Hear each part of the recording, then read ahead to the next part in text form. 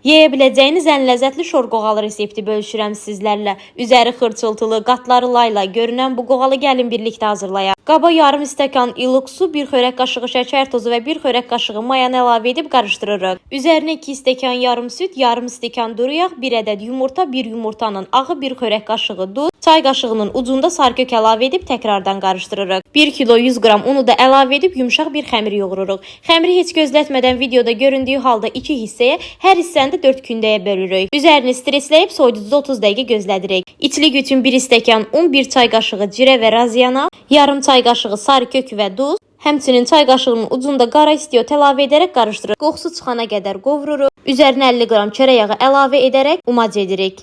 İlk kündəmizdən başlayaraq 8 ədəd kündəni yayırıq. Nə qədər incə yuxa yayacaqsınızsa bir o qədər xırçıltılı və ləzzətli qat-qat görünən qoğallar alınacaq. Əritdiyimiz 400 qram kərə yağını da hər qatımıza əlavə edirik. Daha sonra videoda göründüyü halda kəsərək forma veririk. İstifadə etdiyim bütün ərzaqların dəqiq miqdarını açıqlama hissəsində daha ətraflı şəkildə qeyd edəcəyəm.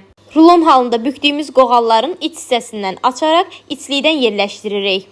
Hazırladığımız qoğalları soba listinə əlavə edərək 10-15 dəqiqə soba listində gözlədirik. Sonra isə üzərinə yumurta sarısı və çörək otu əlavə edərək əvvəlcədən isidilmiş 200 dərəcəli sobada qoğallar qızarana kimi bişiririk.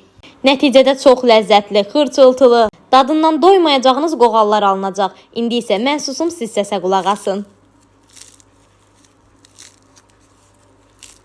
Hazırlayan hər kəsə nuş olsun. Hələlik.